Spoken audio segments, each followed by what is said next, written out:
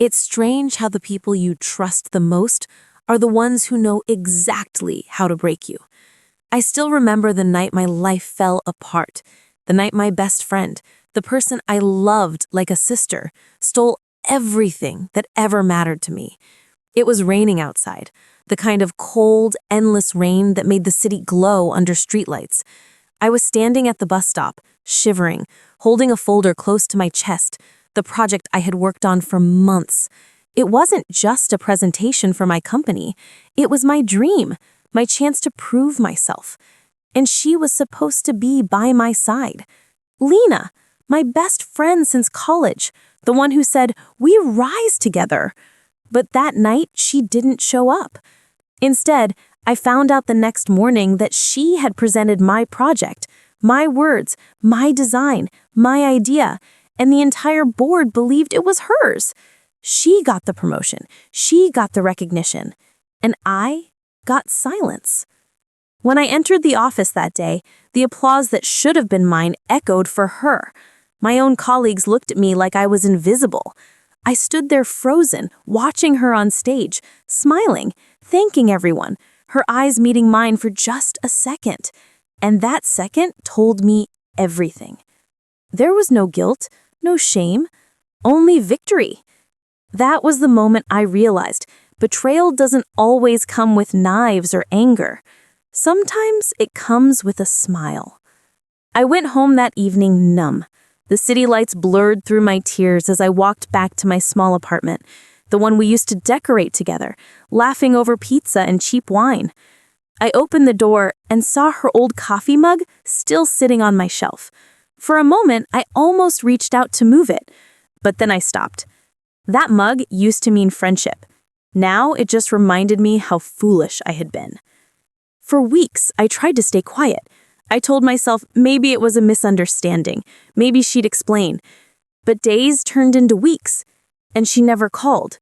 Instead, her name started appearing in magazines, company newsletters, even interviews. Lena, the rising star of the firm. Every time I saw it, something inside me cracked a little more. I started to withdraw. My friends stopped calling. My boss barely looked at me anymore. Even my rent was late because she had convinced me to invest half my savings into that project. Everything was falling apart, and all because of her. One evening, I got an invitation in the mail. It was from her, a golden envelope, expensive paper, her handwriting. "Come celebrate with me. You've always been my inspiration." I don't know what was worse, the arrogance or the cruelty, but I went. Not because I wanted to congratulate her, but because I wanted to see the face of the person who destroyed me. When I arrived at the venue, I almost couldn't breathe. Chandeliers hung from the ceiling. People laughed, music played, and there she was, in a red dress, glass of champagne in hand, surrounded by people who once called me their friend. And next to her was Daniel, my Daniel. I hadn't seen him in months, not since we decided to take a break. He was smiling at her, the same smile he used to give me when he said I was his world. I felt my knees weaken. She noticed me instantly. Her expression didn't change, not even for a moment. "Oh my God, you made it! Everyone, this is Mia, my best friend, the one who inspired me." Everyone clapped. I smiled, a fake, polite, broken smile. Inside, I wanted to scream. I stayed for exactly 15 minutes. Long enough to hear them call her the youngest creative director in the company's history. Long enough to see her and Daniel share a look that said more than words ever could. That night, when I got home, I didn't cry. I just sat in silence. The clock ticked, the rain outside turned into thunder. I stared at my reflection in the mirror and whispered, "This ends tonight." Because something inside me had changed. I had been kind, loyal, too trusting. But not anymore. If she wanted my life so badly, I'd show her what it feels like to lose everything. That was the night I stopped being her friend and became her reckoning. The morning after that party, I woke up with swollen eyes and a clear mind. No more excuses. No more maybe I misunderstood. That night had removed every doubt. The way Lena looked at me, the way Daniel stood beside her, the way everyone treated me like a stranger at my own story. It all fit. This wasn't an accident. It was a plan. I sat at my small dining table, fingers wrapped around a cold cup of coffee I never drank. My laptop screen showed her face again. Another article, another interview. Visionary, brilliant, self-made. Self-made, I almost laughed. If only they knew. I opened my old project folder. Every late-night draft, every corrected slide, every email she sent me with fake encouragement. This is genius, Mia, keep going. She knew from the start. She knew how much it meant to me, and she still chose to use me. That's when I noticed something I had ignored before. An email from her, sent 3 days before the presentation. Subject line, backup files. She had asked me to send her the latest version in case I fell sick or my laptop crashed. At that time, I smiled at how caring she was. I didn't know I was sending her the weapon she would use to erase me. I opened the sent mail, the entire project attached. Final version, my name on it. But when I clicked the video from the company event, the one a colleague had posted online, I saw my slides, my words, my concept, with only one change. My name was gone, replaced with hers. I leaned back in my chair, feeling my chest tighten. I replayed it over and over, searching for one sign of hesitation, one flicker of guilt on her face. There was nothing. She had done it so smoothly, so confidently, like she had earned it. And people believed her. Because why wouldn't they? She was charming, loud, good with words. I was the quiet one, the one who stayed late, did the work, trusted the wrong person. I scrolled further. A notification blinked. New post. Lena and Daniel. They were standing together in that same red dress, his hand on her waist. The caption read, "Some people inspire your success. Some share it. Lucky to have both." Both. Something inside me snapped. I remembered the night Daniel and I argued before our break. He had said things that didn't feel like his own words, that I wasn't ambitious enough, that maybe I was comfortable being average, that someone else in the office understood vision better. At the time, I thought he was stressed. Now I knew those words. I'd heard them. From her. She had been talking to him, not after we broke up, before. My fingers trembled as I clicked open old messages with Lena. Buried between our random chats about coffee, TV shows, and what to wear to work, there were moments I had ignored. When are you telling Daniel about the project? Don't oversell it, just act normal. Let them notice your work. Don't send it to the boss directly. I'll talk to him. It'll look better. Piece by piece, it formed a picture. She was the one who told me not to present it myself. She was the one who said, "Trust me, I'll handle the board." She was the one who told me to stay low so it would be a surprise. The surprise was for me. I felt sick. My phone buzzed. For a second, my heart jumped. Some stupid part of me still hoping it was her with an apology or him with an explanation. It wasn't. It was a message from an old coworker. "Hey, are you okay? I heard what happened with the project. I know it was yours." I stared at the screen. My hands froze. My lungs forgot how to work. I typed, "What did you hear?" He replied almost instantly, "Don't tell anyone I said this, but Lena showed your work to the board before you, said you two were together, but she took the lead. After that, they stopped asking questions. She charmed them. When you didn't show up on the final day, they assumed you weren't serious. She said you told her to handle it all." I hadn't missed anything. I was never invited. She had rerouted the emails, controlled the calendar, played both sides. My absence wasn't my mistake. It was her design. I put my phone down slowly. The room spun a little, but my thoughts were sharp. This wasn't only betrayal. This was theft, manipulation, character assassination dressed up as leadership. And Daniel? He knew. He worked in the same office. He saw the timeline. He saw the project. He saw her. And he still chose to stand beside her. If he didn't know at first, he knew now, and he stayed. That hurt more than losing the job. I walked to my mirror again, The same mirror I had faced last night when I said, "This ends tonight." Only this time there was no shaking voice, just a steady, quiet promise in my eyes. "They think I'm weak. Good. Let them," whispered. Over the next few days, I watched. I watched every post, every company update, every tag, every comment. I listened to the whispers from people who still had a soul. A pattern appeared. Lena wasn't just proud, she was arrogant. She liked being seen. She liked giving interviews. She liked standing on stage. The more they praised her, the more careless she became. And careless people make mistakes. One afternoon, I passed by our office building. I didn't go in. I just stood across the street and watched her through the glass. She laughed loudly, surrounded by people, moving her hands dramatically like a queen giving orders. She used to stand by my desk, quietly, asking, "Does this look okay?" Now she walked like she... At the time, I had laughed and forgotten to delete it. She hadn't seen it. The board hadn't seen it. But it was there, in her original file, with my name. Proof. My heart started beating faster. For the first time since this all began, I felt something I didn't recognize at first. Power. Not the kind that comes from shouting, the quiet kind, the kind that comes from truth. But I knew better than to rush. Revenge is not about throwing a punch.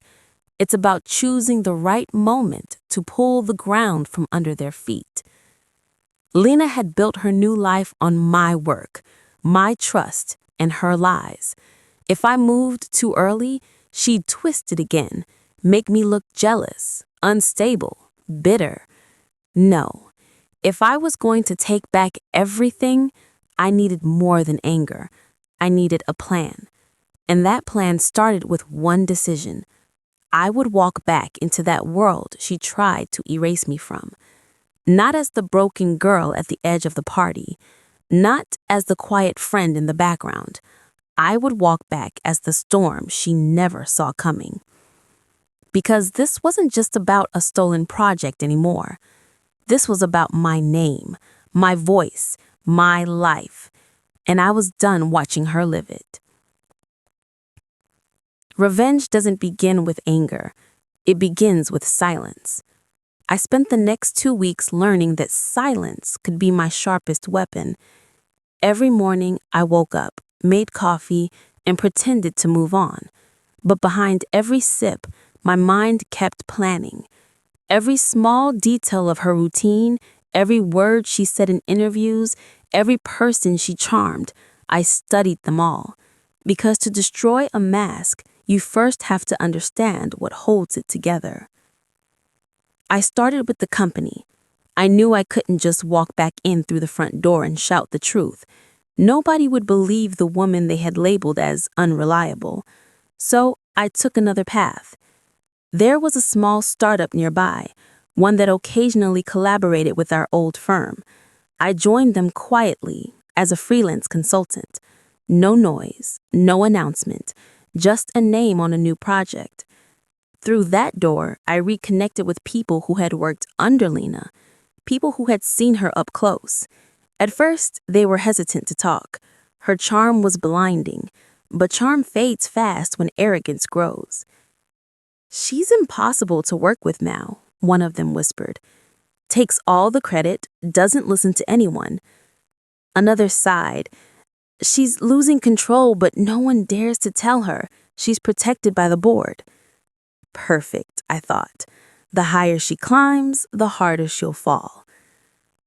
I needed to see her, to look into her eyes and let her believe I was still broken. That's the beauty of masks. When you wear one, people see what they want to see. So I reached out. "Hey, Lena, long time.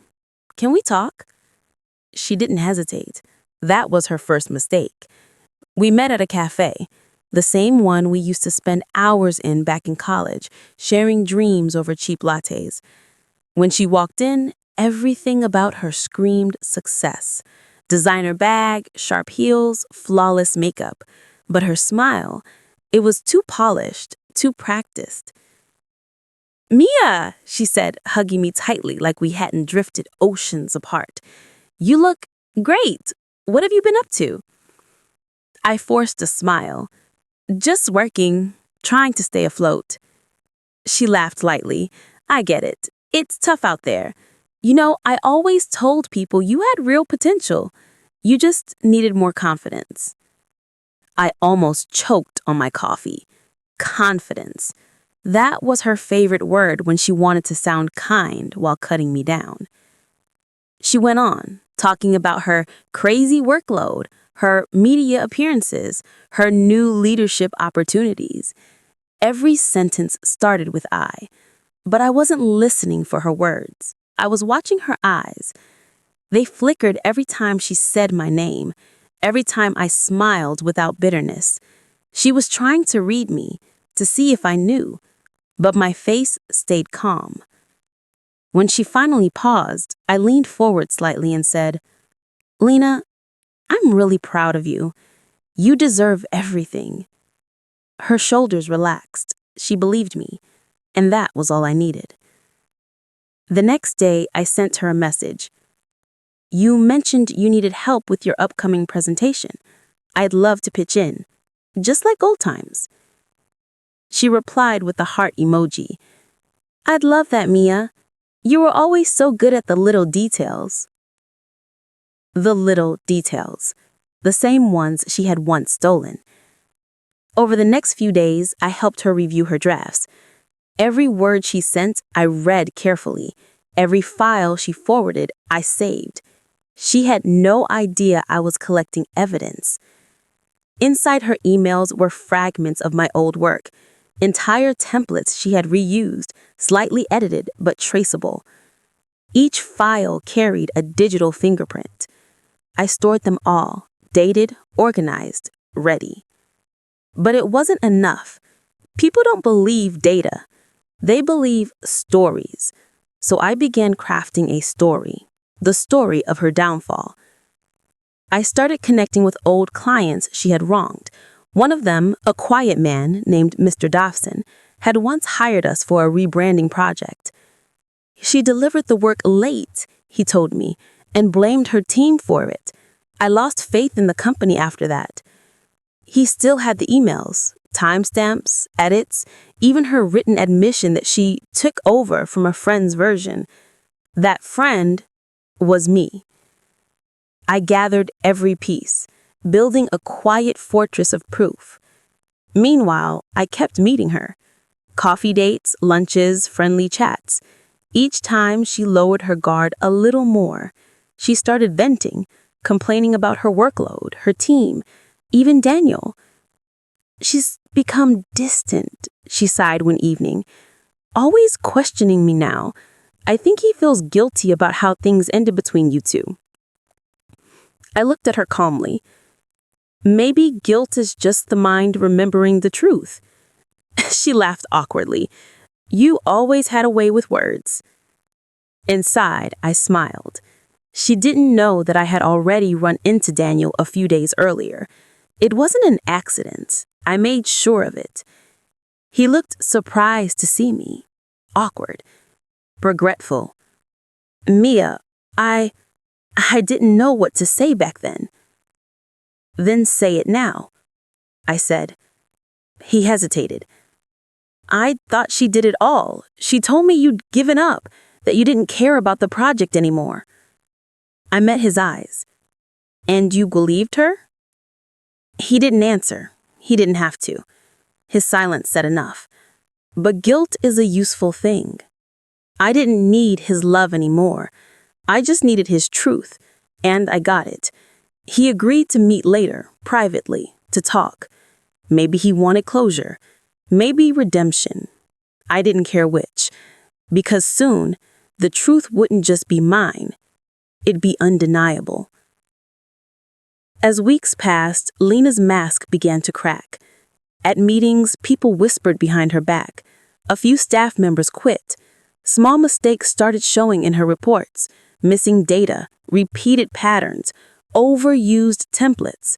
My templates. The pressure was catching up to her, but she didn't suspect me. Not yet. The night before her big international pitch, she called me again.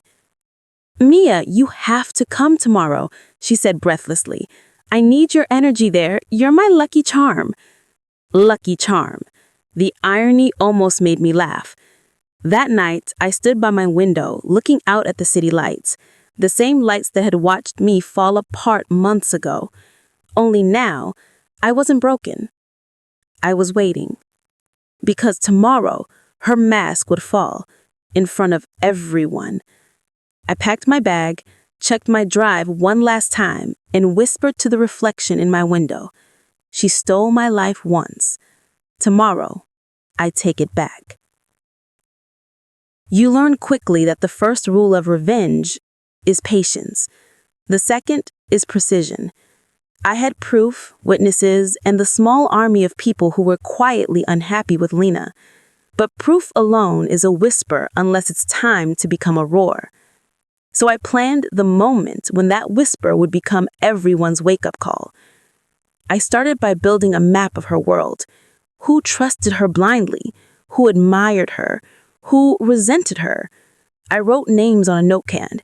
HR, 2 junior designers, a quiet IT guy who always fixed everyone's mess, and Daniel. Each had a role, even if they didn't know it. I made mental timelines, noting travel dates, meeting schedules, and when her international pitch would happen. Timing was everything. If I moved too early, she would deflect. If I moved too late, she might disappear into success and never come back. First, I needed to control the narrative. Lena had been excellent at that, playing the confident visionary while other people did the dirty work. So I used the same tactics she had used against me. Small gestures that looked harmless, casual chats that were actually probing questions, little favors that built trust. I became useful. I was the friend who could help patch a presentation, the freelancer who could fix a messy slide, the person who could land an extra set of eyes. People began to bring me files without thinking twice. Perfect. Then I set subtle traps. The IT guy, Ravi, was the key to the digital trail. He was careful, quiet, and liked things to be neat. He also loved when someone noticed his work. One afternoon, I ran into him in the building lobby, pretending to be nervous and out of options. "Hey, Ravi, I'm trying to compile versions of an old project for a freelance pitch.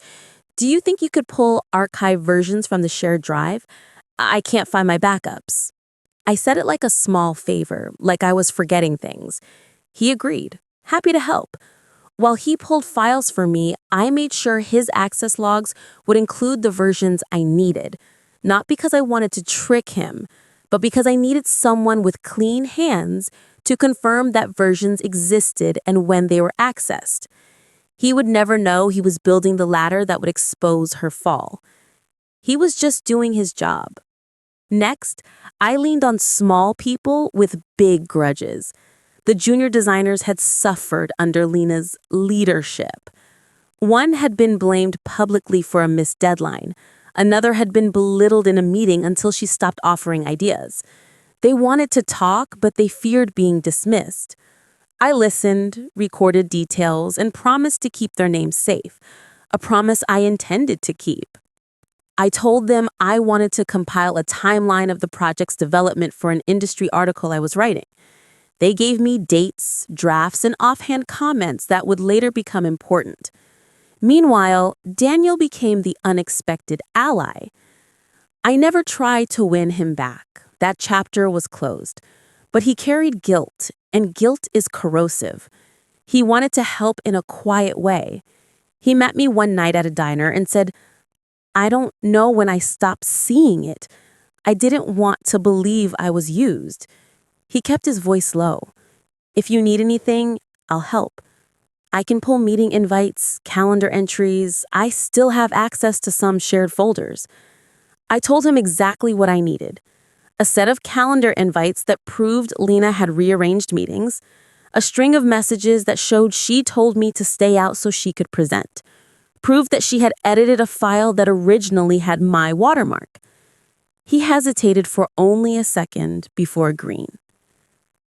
That hesitation was his penance. With allies in place, I created the bait. I repaired my public image just enough to make her comfortable. I posted about a small freelance win on LinkedIn. Nothing big, just a tasteful photo and a quiet caption about finding new strength. Lena liked the post, commented with a heart, and invited me to her office party a week before the international pitch. She still believed I was harmless, the quiet girl who lost a project but smiled about it. That belief would make her careless. The day before the pitch, I did something that would either break everything or look like a desperate attempt at reclaiming what was mine. I accidentally forwarded one of her latest slide decks to a friend I knew in a rival firm. It was a subtle move, not an attack, just a nudge. The file contained the hidden layer: my tiny text in the corner, my watermark in the metadata, and the old timestamps. The rival friend, a journalist I'd met through a client, noticed the file looked oddly familiar, like something she had seen months ago. She agreed to hold onto it for now, intrigued but not ready to publish. That night, I met with the junior designers and asked them to come to a small, unofficial meeting I organized at a public cafe. I told them I wanted to show them something real, something to prove they weren't imagining Lena's behavior. I laid out the timeline: drafts, comments, emails, file names, and the small, fatal details: the timestamps, the metadata, and the created by layer with my name. Their faces changed from nervous to stunned. When one of them whispered, "She used us against ourselves," I felt the cold satisfaction of the first domino tipping. This is when I began to thread the needle between private proof and public pressure. I couldn't just expose Lena in one violent burst. I needed to allow her the space to make a mistake, to contradict herself, to lie. People will always side with the confident voice until the confident voice is caught in a contradiction. My plan would force those contradictions out into the open. So I started small. A casual mention to a trusted industry contact that a big name at our firm had a suspiciously similar pitch to another freelancer's earlier work. A private message to a client hinting that some timelines didn't add up.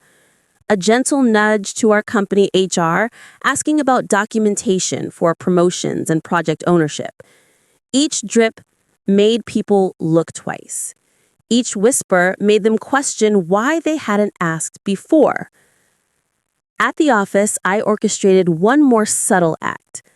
I sent an anonymous tip to our internal compliance team. Not an accusation, just a request. Can you review archive project files for duplication issues?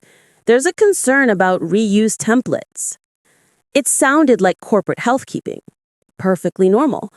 But corporate housekeeping has teeth when it sets auditors loose. That night, I waited. I couldn't sleep.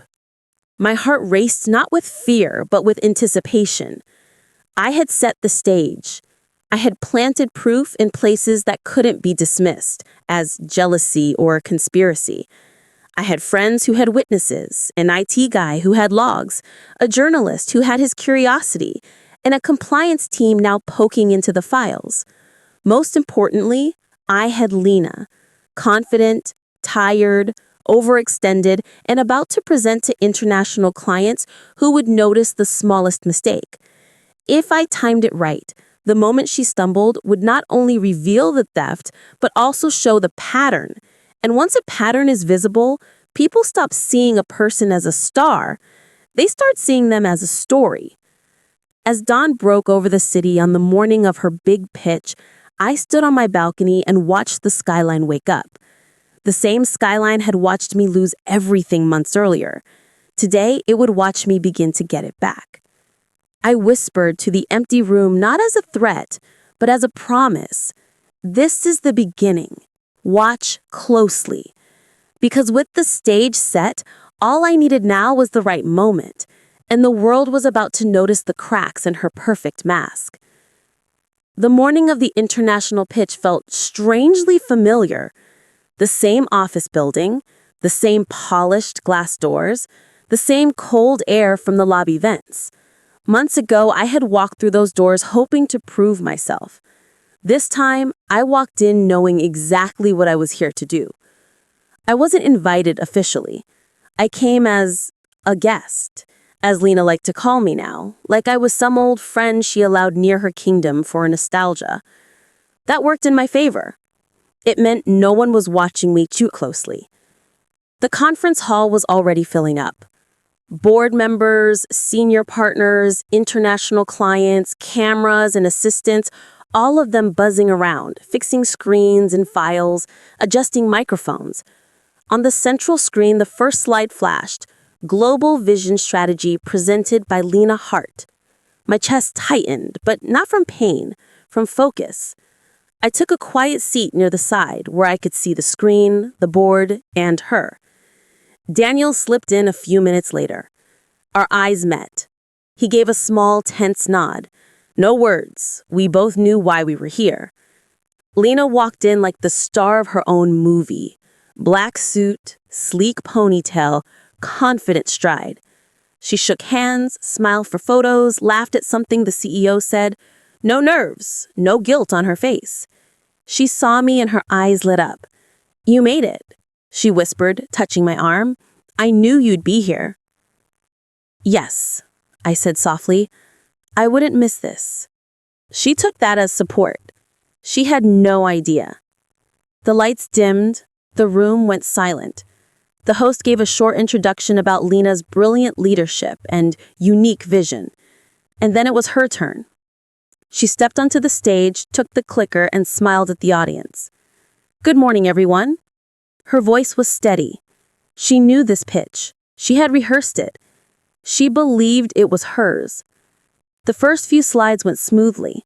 She spoke with confidence, walking the room through the strategy, the same structure I had built once upon a time. Same pacing, same framing, same examples. People nodded, impressed. Then she moved to the section where the original hidden text existed. My heart slowed. I knew exactly which slide it was. Slide 6. Lena blinked. Her rhythm broke for just a second. "Oh," she laughed lightly. "We've been developing this for a while as a team. I led the direction." Team. Led. Safe words. Carefully chosen. But the client didn't drop it. "We work with multiple agencies," he continued, "and I recall a pitch document from your firm months ago. The structure looks almost identical. I'm just curious about originality. Is this entirely your work?" The room shifted. The word originality hangs heavy in corporate air. People glanced at each other. Somebody from the board leaned forward. The CEO's jaw tightened just a little. Lena tried to stay relaxed. "Of course, I personally created this deck. Any similarity you see is because we build on our own frameworks." Personally. Created. The lies slipped out smooth, and that was when Ravi moved. He stepped to one of the board members, whispering something. The board member frowned, stood, and walked over to the side console. A few clicks. A zoom. A small text box revealed. "Created by Mia. Don't steal this." He froze. I watched the moment it happened. That slight tightening around his eyes, the way he glanced from the screen to Lena, then slowly scanned the room until his eyes landed on me. Recognition. My pulse thudded in my ears, but my expression didn't change. I just sat there, calm, hands folded. Lena continued, unaware. "As you can see, this final execution, Lena, the board member suddenly interrupted from the front row, voice controlled but sharp. Can you pause for a moment? She stopped. The whole room seemed to hold its breath. Yes? She asked, still pretending to smile. He gestured towards the screen. Can you explain this? The tech team zoomed the slide in front of everyone. The tiny text became clear. Created by Mia. The silence that followed was louder than any shout. A slow, chilling awareness spread across faces in the room. Eyes turned to me, then to her, then back to the screen. Lena's face lost a fraction of its color. That must be a mistake. It's an old internal tag. We all work together. Mia and I used to share concepts. Interesting word, used to. The board member didn't look convinced. This is the second time a concern has been raised. Compliance flagged certain version conflicts last night when we ran the check. We were going to discuss it after the pitch. He looked at her directly now. But this makes it urgent. Compliance. So the anonymous tip had landed. A low murmur spread around the room. The clients exchanged looks. This was no longer a smooth presentation. It was a live question mark. I didn't speak. I didn't move. This wasn't my scene yet. Daniel did. He stood up slowly, voice tight. I think there's more, he said quietly. I have emails and calendar logs that show who created that original project file. It wasn't Lena. She whipped her head toward him. Daniel, what are you doing? She hissed. He didn't look at her. He looked at the board. I stayed quiet when I shouldn't have. But I'm not going to sit here and let a lie grow bigger in front of international partners. Her mask slipped. I led this, she snapped. Everyone knows that. Why are you suddenly turning on me? The client who asked the first question leaned back, watching like someone witnessing a scene unravel. One of the junior designers in the back, the girl Lena once humiliated, spoke up, voice shaking but clear. Mia built that entire project. We all knew. We were there. Another followed, then another. Whispers turned into statements. The board member looked at Lena again. We're stopping this presentation, he said firmly, until we complete a proper internal investigation into authorship. This is unacceptable. Lena laughed nervously. You can't be serious. Over a tiny hidden label? Over jealousy? She's just bitter. She pointed at me. You're just trying to ruin me. Every head turned fully to me now. Perfect. I stood up slowly, my heart steady. I didn't come here to ruin you, Lena, I said softly. But the microphone picked it up. The room heard every word. You did that yourself the day you decided my work looked better with your name on it. Her expression twisted. That's not true. I held up a simple folder. Months of quiet nights and broken pieces held together inside it. I have all the drafts, all the timestamps, all the emails where you asked for backup files, the messages where you told me not to attend the board meeting so you could handle it. The same files your own IT confirmed didn't start with your account. The same content your team remembers seeing on my screen first. I stayed quiet because I didn't want a war. I looked straight at her. But you built a career on a theft. No one moved. No one defended her. Not even Daniel. Lena opened her mouth, then closed it. Her eyes darted around, searching for one loyal face, one person to back her. There was no one. The board member cleared his throat. His voice was firm now. Lena, until this is resolved, you are suspended from all client-facing duties. Please step down. The words cut through her like an invisible blade. She tried to argue, but security was already moving gently towards her, not as criminals, but as a boundary. She looked at me. The confidence was gone, replaced with shock and raw disbelief.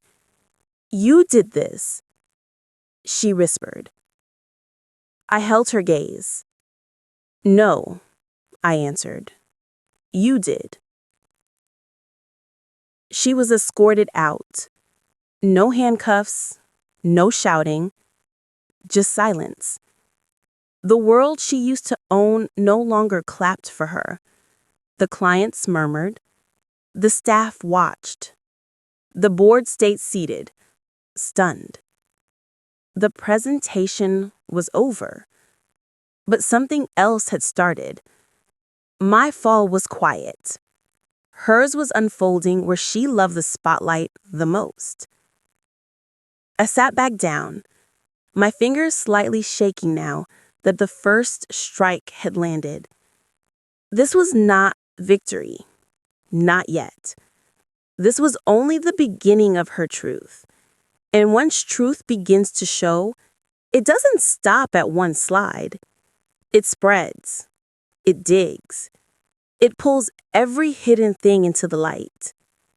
And I was ready for all of it. The fallout began the moment Lena was escorted from that stage.